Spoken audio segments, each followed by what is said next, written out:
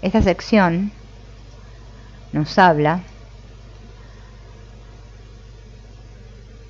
esta sección del capítulo 29, sección 9,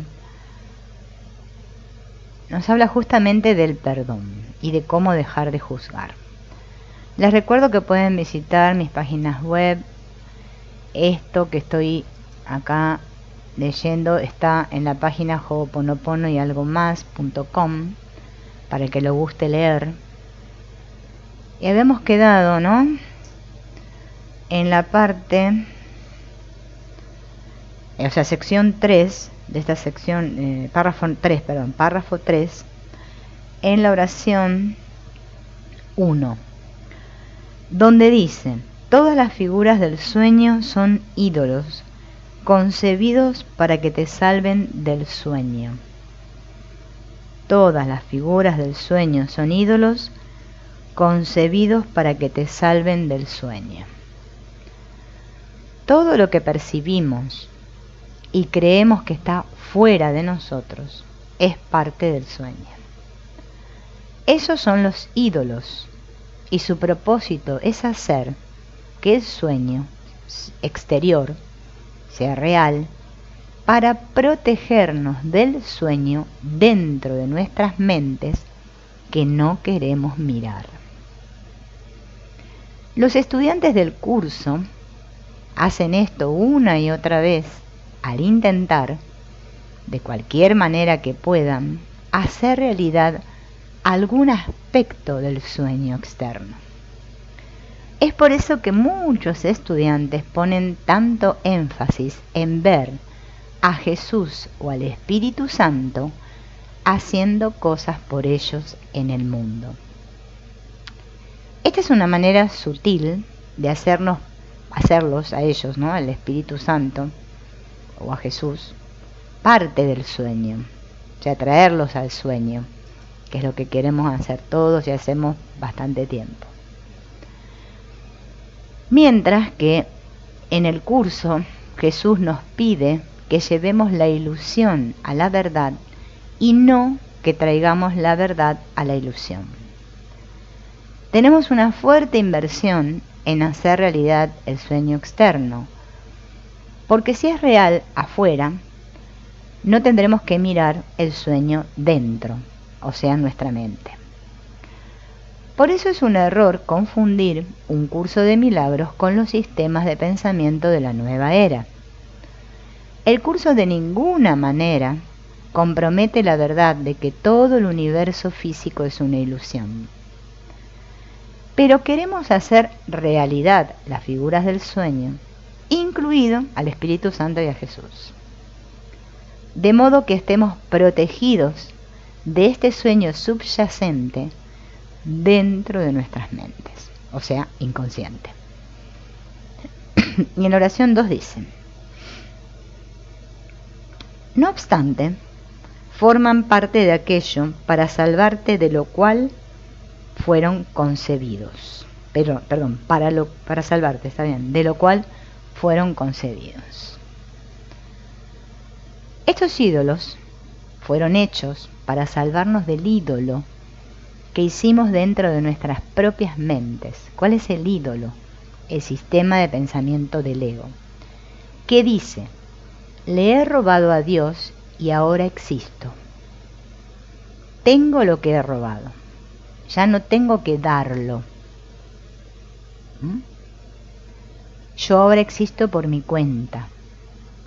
Y ahora Dios existe fuera de mí. ¿Ven? Por eso todos creemos que Dios está en el cielo, allá, la nube 980, fuera. El ego comienza con ese pensamiento inicial de juicio, ¿se acuerdan? El que dice yo, que es el comienzo del sueño, el primer juicio. Entonces se convierte en un sueño, en toda regla, dentro de nuestras mentes, de que somos diferentes de Dios y que le hemos robado a Dios y hemos pecado contra Él. Y nuestra culpa por esto ahora nos dice que Dios nos castigará. Esto es tan aterrador que no lo miramos, sino que lo proyectamos para que ahora parezca estar fuera de nosotros. Y cualquier cosa que nos arraigue más en el sueño exterior servirá muy bien al propósito del ego, incluso si va bajo el nombre de Dios, que es lo que han hecho las religiones durante siglos. Es extremadamente tentador para las personas hacer lo mismo con un curso de milagros. Y fíjense, ¿no?, que casi todos hacen esto con el curso. Hola Celey, buen día. ¿No? Por eso es importante darnos cuenta de lo que se nos está diciendo. Si no, como que bueno, seguimos distraídos, ¿no? Y traer parte de la verdad, o sea, a Dios o el Espíritu Santo, Jesús, acá, a la ilusión, ¿no? Y hacer que la ilusión sea real, ¿no?, es lo que hacen los estudiantes del curso, dice Wapner, ¿no? Si hacemos eso y lo seguimos haciendo, nunca vamos a salir del sueño, porque no sabremos que es un sueño. Vamos a seguir creyendo que esto es real. Y continúa la oración 3, ¿no?, del párrafo 3. De esta manera, el ídolo mantiene el sueño vivo y temible, pues, ¿quién podría desear un ídolo a no ser que estuviese aterrorizado y lleno de desesperación? El tú al que Jesús se refiere en estos pasajes es la mente, la parte de la mente que elige, o sea, el tomador de decisiones. Es la parte de nuestra mente que se identificó por primera vez con el sistema de pensamiento del ego. Este es un sistema de pensamiento de terror y desesperación que nos dice que debemos protegernos del terror y la desesperación negándolo, lo que significa que nunca vamos a volver a mirarlo. Y luego lo proyectamos y lo vemos fuera de nosotros. Por eso necesitamos un mundo de personas y objetos. Claro, o sea, observando esto que nos dice el curso parece loco, pero es que en realidad el curso apunta justamente a esto, que nos demos cuenta que el mundo es realmente ilusorio, es un holograma, una proyección, o sea, no existe realmente. Pero claro, debido a este tomador de decisiones, ¿no? El tomador de decisiones sería ese punto en la mente, ¿no?, que es el que se da cuenta, es el testigo, es el que observa, está fuera del sueño. El tomador de decisiones está fuera del sueño. Cuando elige el sistema de pensamiento ego, duerme y dice: este mundo es real, yo soy esta persona, los otros son otros, este mundo, qué terrible. Cuando elige el espíritu, despierta. Lo que pasa es que como nosotros vamos de un lado al otro, eligiendo el ego al espíritu, el ego al espíritu, no podemos despertar. Por eso nos sentimos así confundidos y no sabemos qué es lo que es real y lo que es ilusorio. Y para no reconocer el terror que hay escondido y enterrado en nuestras mentes, porque nosotros realmente, nosotros no como persona, como mente, debido a esta decisión que tomó la mente a nivel ontológico, que dijo: el todo no es suficiente, Dios, el amor no es suficiente, quiero otra cosa, ese querer otra cosa que me haga especial. Por eso aparecen así los sentimientos de dolor, placer y todo eso. En el cielo no existe eso, ese sentimiento de nada, no hay emociones, solo hay amor, amor unificado, no el amor que vivimos acá en el mundo, no el verdadero amor. No nos fue suficiente, enterramos el amor, o sea, enterré la idea de lo que soy, mi verdadera identidad, y ahora me vivo dentro de un sueño. Por eso todo es mente, porque son pensamientos en una mente, pensándome como persona, y pienso a los otros como persona. Eso es lo que el curso está apuntando a hacer, a que deje de identificarme con la persona, que me dé cuenta que esta persona no es real, ¿no?, que es un títere, un muñequito, no tiene vida propia. Proyectamos todos estos pensamientos de pecado, culpa y juicio para que ya no se vean dentro, sino que se vean fuera. Mientras creamos en la realidad del ídolo, nunca sabremos que el ídolo realmente descansa dentro de nuestras propias mentes. Por eso necesitamos proyectar todo el tiempo y ver ídolos ahí fuera, ¿no? Y en la oración, sí, la 4, dice: esto es lo que el ídolo representa. Venerarlo, por lo tanto, es venerar la desesperación, el terror y el sueño de donde estos proceden. Esto es cierto para los ídolos del especialismo, que creemos que son maravillosos y nos harán felices, así como para los ídolos del especialismo que odiamos. Anteriormente en el texto, en los obstáculos para la paz, Jesús nos hablaba de esto de otra forma. Si bien crees que el cuerpo puede darte placer, también creerás que puede traerte dolor. El placer y el dolor son lados opuestos de la misma ilusión. Ambos hacen que el cuerpo sea real porque ambos dicen que hay algo fuera de nosotros que puede hacernos felices o infelices y traernos dolor. La verdad es que lo único que puede traernos felicidad es elegir el amor del Espíritu Santo. Y lo único que puede traernos dolor es elegir al ego. Eso es todo, y no hay nada más. Las líneas aquí representan la misma idea. Por eso invertimos tanto en el mundo. Es fácil caer en esta trampa, incluso como estudiante de un curso que enseña que no hay mundo, porque todavía creemos que los comportamientos externos de alguna manera significan algo. En realidad no significan nada en sí mismos. Su significado radica solo en el significado que yo le doy. Yo, la mente. Lo importante nunca es nada externo, ni lo que los cuerpos hacen o no hacen, sino nuestra decisión interna de elegir entre el ego y la separación, entre Jesús y unirse. Una vez que enfocamos nuestra atención en el exterior, como hacemos todo el tiempo, y creemos que lo que hacemos es importante, útil, sanador o amoroso, quedamos atrapados en el especialismo, adorando el ídolo, y pensaremos que estamos cumpliendo una función de curación o amor, pero realmente es un ídolo de desesperación y terror. Y fíjense en cuántos hay ahí fuera, ¿no?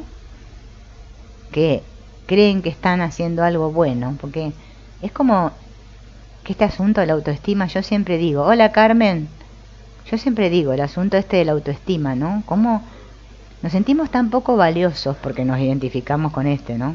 No nos queda otra, estamos todo el día identificados.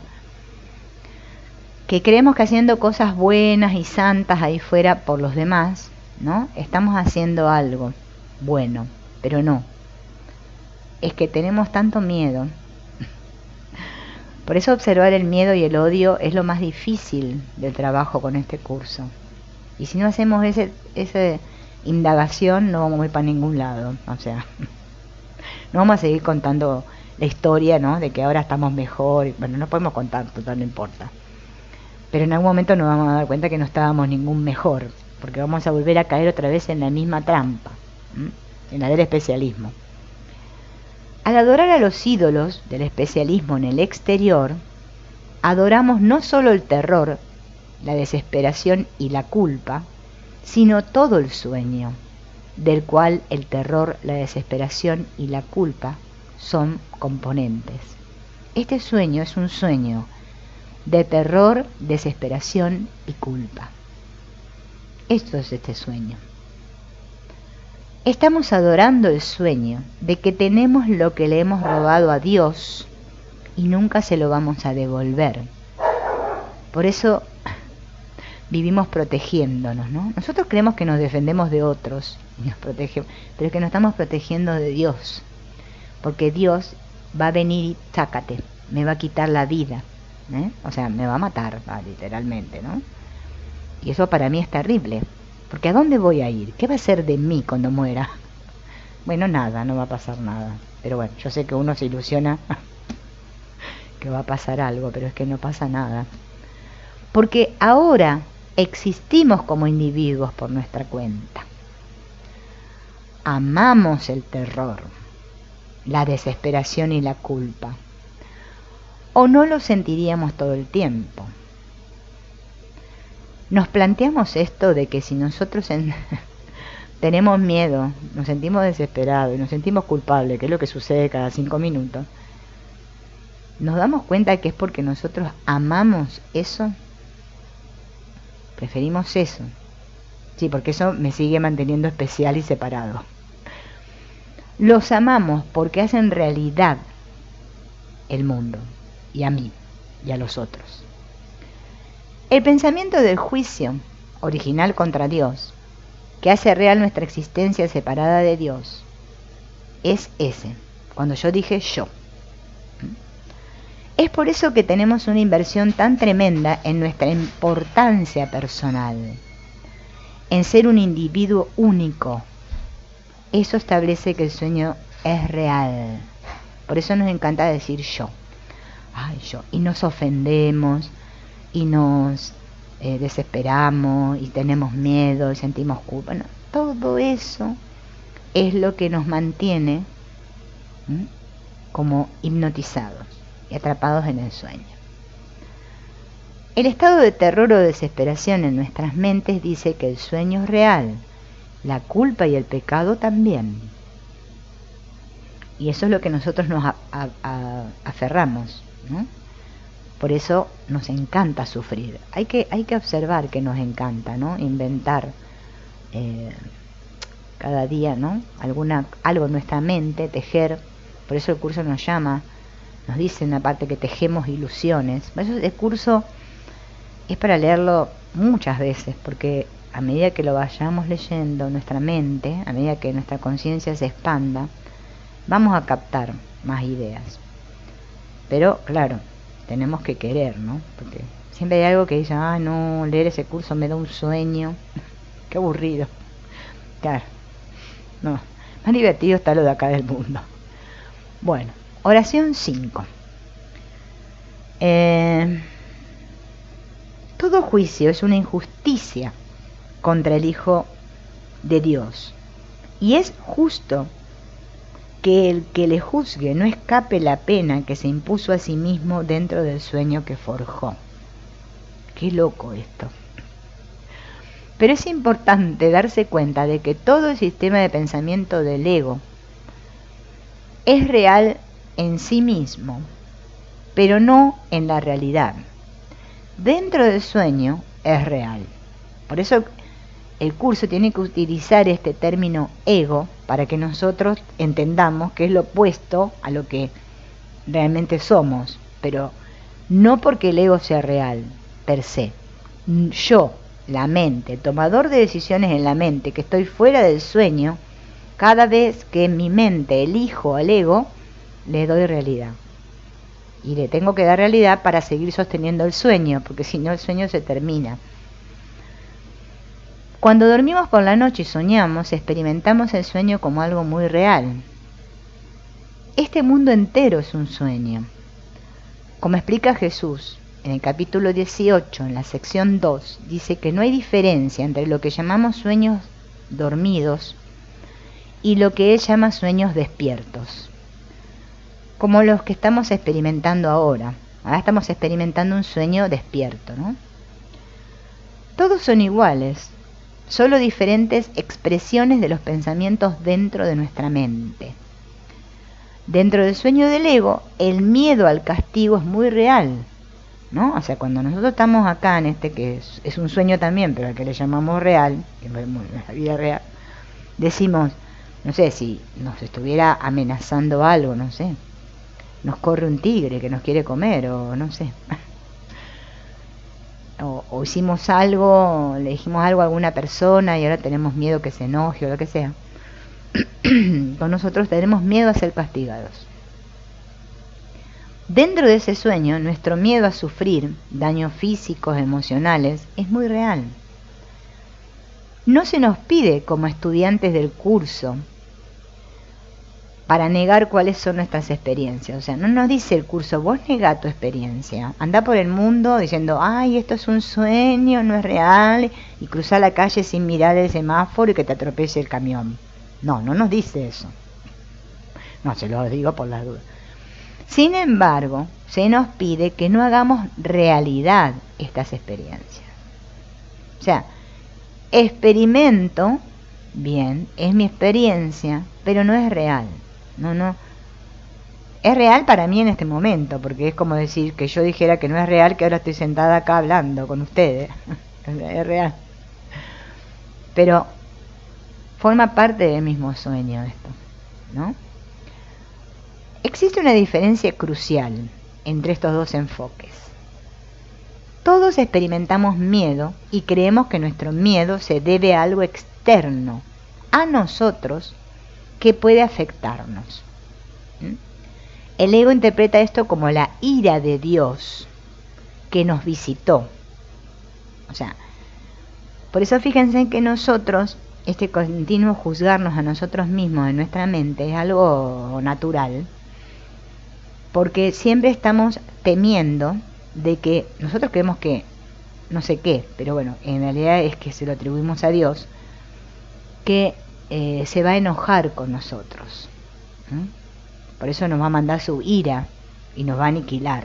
O nos va a mandar un castigo, una desgracia. Siempre alguna desgracia nos manda Dios, ¿no?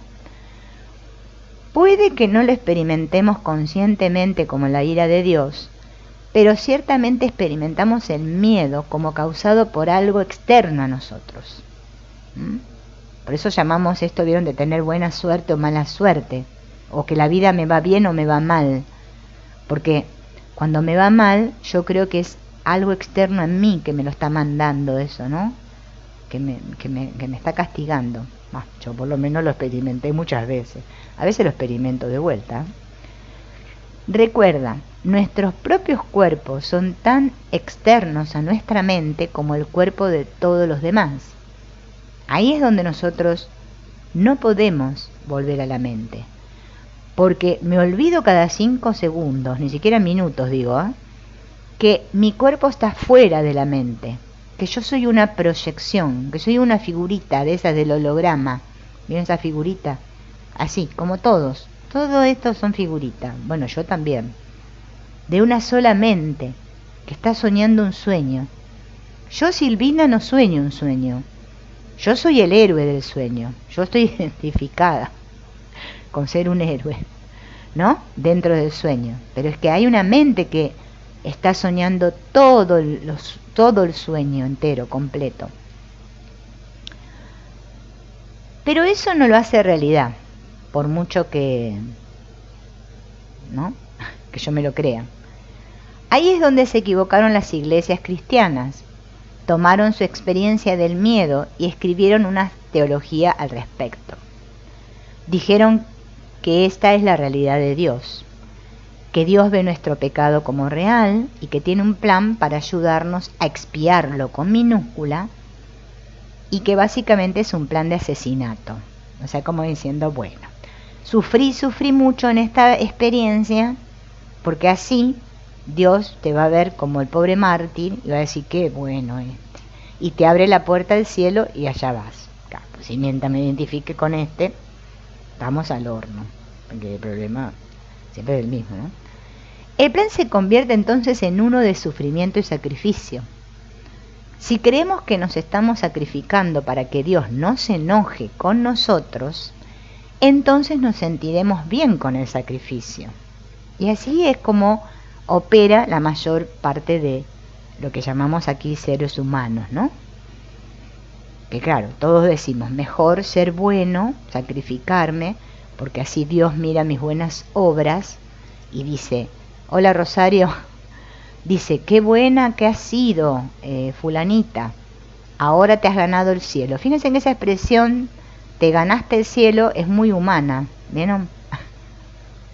y el que creamos que hay otros que son unos malhechores y que esos van para el infierno, es muy acá de humanos, sí. Claro, es que es una idea. El problema es que nosotros no nos damos cuenta que es una idea, y las ideas son como si fuera... ¿Vieron como cuando, a mí me encanta, pero ahora no como porque me hace re mal, pero antes me comía unos cuantos, de esos algodones de azúcar, con el palito, ¿vieron que te hacen los cosas en las plazas? Bueno, allá en otros países no sé cómo se llama, acá le llamamos la plaza, donde van a jugar los chicos, vos te comprabas un algodón de esos de azúcar y vos lo agarrabas así con la mano y te lo comías así, ¿no? Y se derretía en la boca. Bueno, así son las ideas. Se pueden derretir así fácilmente como un algodón de azúcar. Pero no, yo con mi mente asociada al sistema de pensamiento ego que elijo cada 5 minutos para seguir siendo yo, le doy realidad y digo, esta idea es muy cierta. Esto sí. La otra no, pero esta sí. Claro, se forma una cristalización, ¿no? Y eso es lo que va formando como si fuera un filtro, ¿no?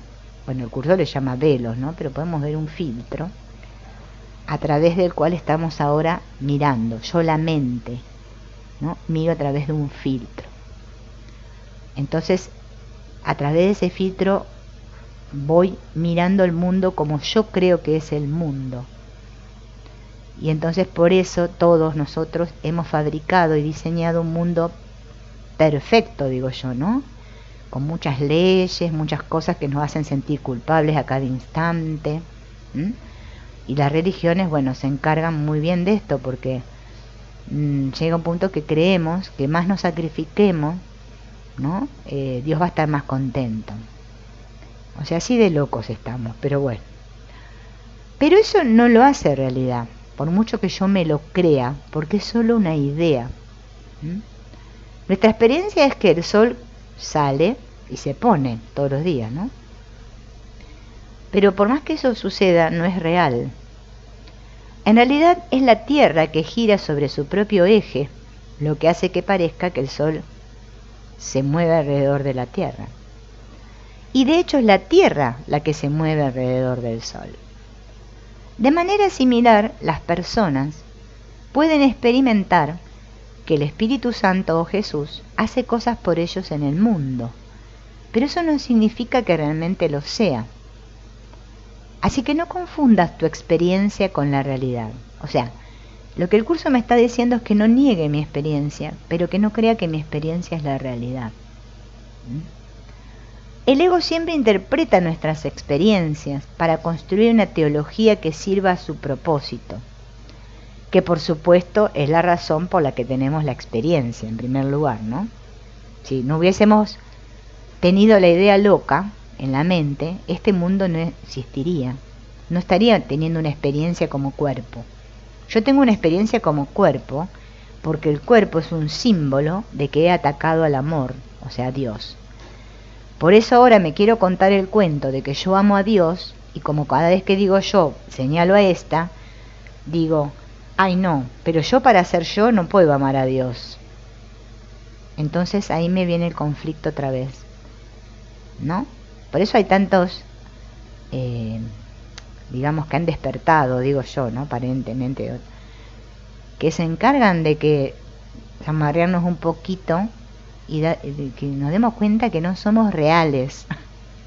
Yo sé que es triste, porque bueno, es que queremos mucho al prota, estamos muy enamoradas del muñequito. Uno se mira al espejo y dice, ay, qué linda que estoy hoy, qué bien que hice esto, ¿no?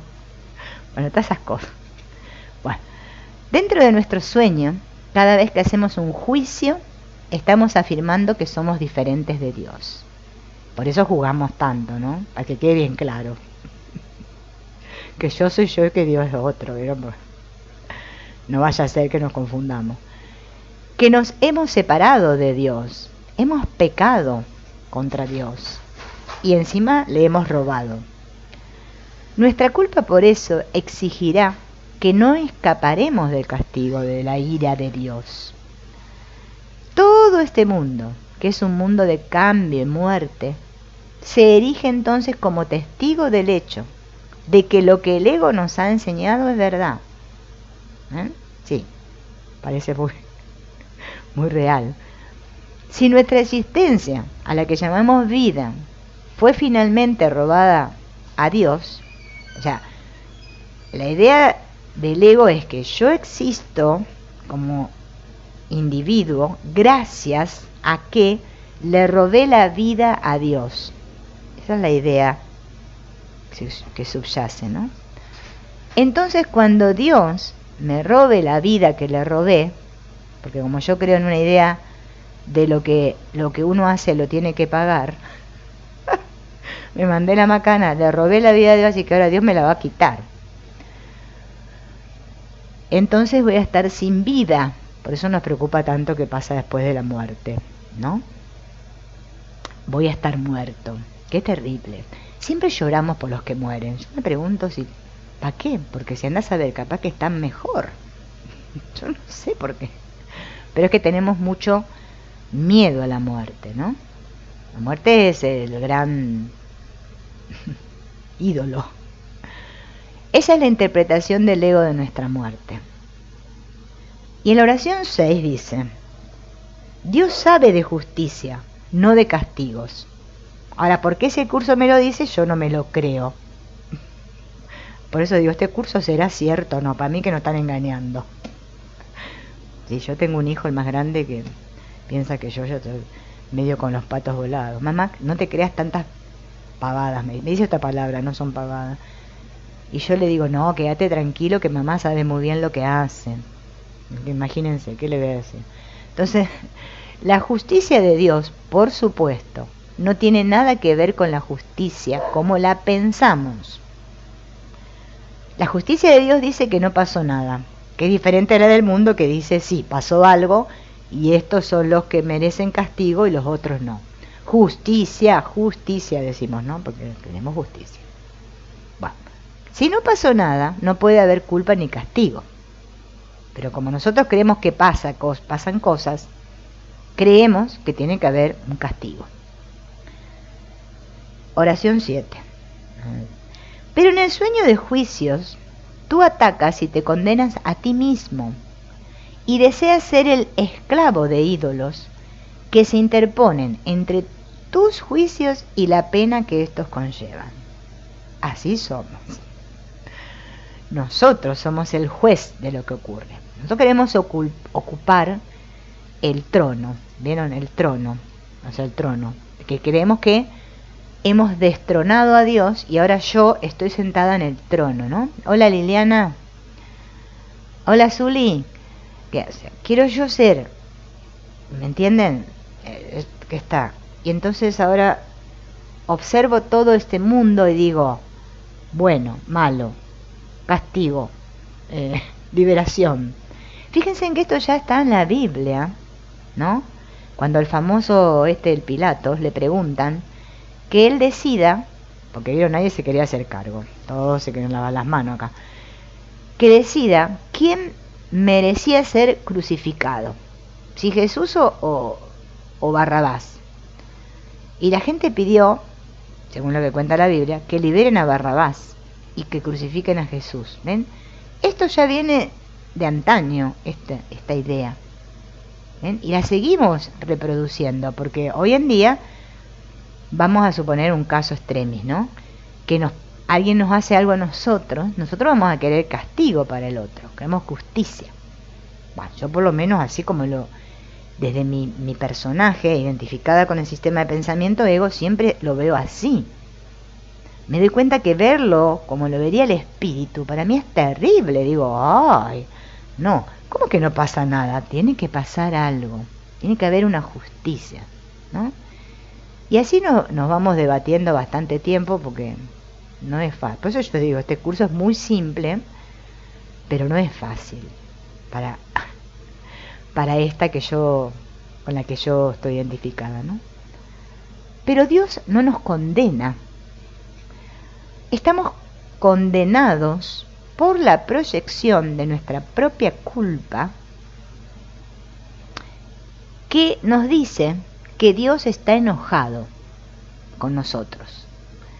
Luego negamos toda esta dinámica, o sea, esto que yo creo haber hecho como mente, ¿no? Lo negué y ahora esa dinámica se proyecta, porque está negada. Lo que niegas, lo proyectas como mente, no como cuerpo. Los cuerpos no proyectan nada. Si el cuerpo es una cosa opaca, o no sé qué, aparenta, ¿no? Pero es que no es nada, me dice el curso, no es nada. es una imagen, no sea nada. ¿Cómo va a proyectar? Y sin embargo, toda la mayoría de los que explican el curso por ahí, te explican que soy yo el que proyecto. Y me agarro unas culpas, o sea, que ya tenía culpa y ahora tengo una culpota, así de grandota.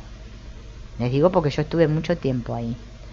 Y me llevó mucho trabajo interior poder desidentificarme de que la culpa la tengo yo como persona. Como persona nadie es culpable, porque no existen. ¿Cómo va a ser culpable algo que no existe? No. Es que la culpa está en la mente y la mente le proyecta la culpa a esa imagen, o sea, a este que yo creo ser, al cuerpo, o a otros cuerpos, ¿no? Y así lo hace real. Nosotros hacemos, mediante la culpa, hacemos el mundo real. Si no hubiera culpa, no habría mundo, no habría cuerpos. Hay mundo y hay cuerpos porque hay una idea de culpa. Por eso lo que estamos deshaciendo es la culpa. No estamos deshaciendo nada. Solo la culpa. Una vez que desaparezca la culpa va a desaparecer todo, ¿eh? Pero tenemos que querer. Yo, la mente. Parece que soy esta, pero no soy esta. Por eso es un trabajo que al mismo tiempo parece individual, parece loco, pero es que soy yo la mente, porque yo estoy identificada con esta, entonces creo que soy yo, pero no soy yo. O sea, soy yo la mente. Sé que parece, es difícil de... Es medio enredoso, pero bueno. Entonces, como yo negué esta dinámica, ¿no? Que está oculta, porque por eso es inconsciente, estoy continuamente condenando y juzgando a otros, porque yo creo que así me libero de la culpa. Y digo, ay, qué suerte que hay otro, ¿no? Y entonces creemos que ellos nos condenaron a nosotros primero, ¿no? También, porque el juego va y viene, ¿no? Viceversa. Pero es que nadie condena a nadie acá. Es que el juicio está en la mente, ¿no? Y hay juicio debido a que hay una culpa. Lo proyecto y hago un mundo de ídolos, ¿no? Que creo que me van a castigar.